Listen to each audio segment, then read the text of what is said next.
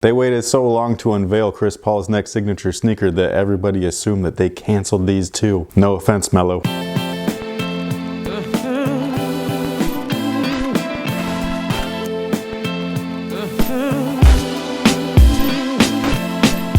Hey, what's good guys? This is Nightwing2303 from WearTesters.com. Today we actually have a quick look at the Jordan CP3.11. For those of you that are unaware, the Jordan Melo line has been canceled, unfortunately. That doesn't mean that we'll never see a Melo shoe release. I've been hearing things that retros are coming on his other models, like the Jordan 5.5, which is an awesome shoe by the way. But for right now, Chris Paul is still in contract with them, and his contract does include signatures, so that's exactly what we have right here. The 11th signature from Chris Paul's line. Right off the bat, these guys are rumored to be retailing for $115, and just, holding them in hand, looking at the traction, feeling the cushion, all that kind of good stuff, it feels like this is going to be one of those steel models for the year. The traction itself looks incredibly beastly. You have herringbone covering the majority of the forefoot, and then these weird little prong looking things I think look great. They almost remind me of what's on the Kobe AD NXT 360, if I'm saying that right. Y'all gotta fix that name, Nike. But that little area right there looks like it's gonna be really, really cool for toe offs and really grip that floor so you're able to push off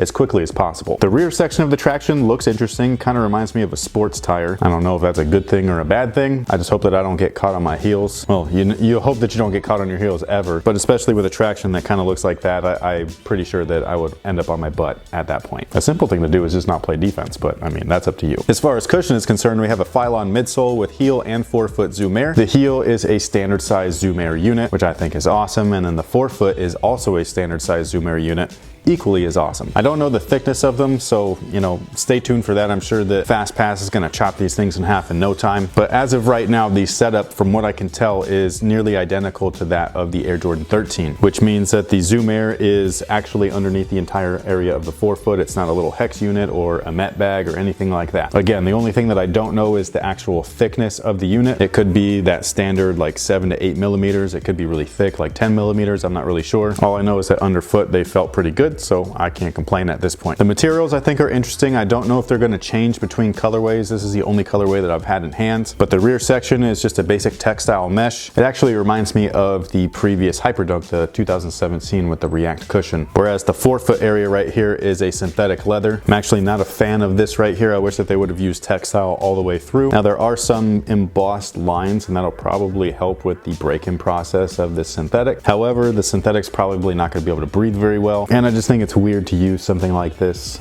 in today's day and age when you can get something just as cheap and feeling a little bit better with something like this textile that they actually feature in the rear. The heel of the shoe also features the same synthetic leather as the toe. Doesn't bother me here at all though, because this area is just, that's where you need some stiffness, that's where you need some rigidity. Up front, I'd like the shoes to be a little bit softer. Not too soft to where you feel like you're gonna roll your ankle, but just soft enough to where you don't have to like really deal with too much breaking in. And then we have this rubbery strap right here, which is pretty interesting. This particular one actually has some synthetic suede lining on it.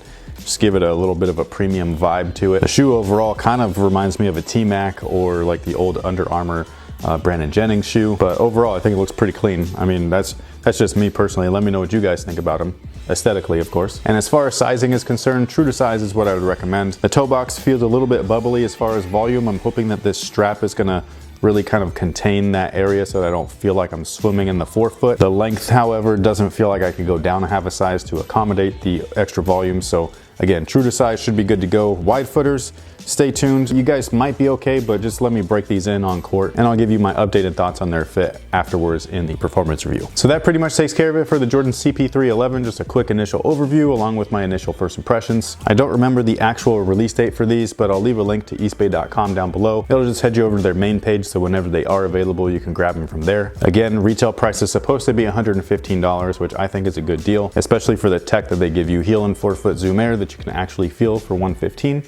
Not a bad look. But you guys let me know what you think about them down below in the comment section. Are you feeling them? Are you not? Stay tuned for the upcoming performance review. Thank you guys so much for watching, and until next time guys, have a good one.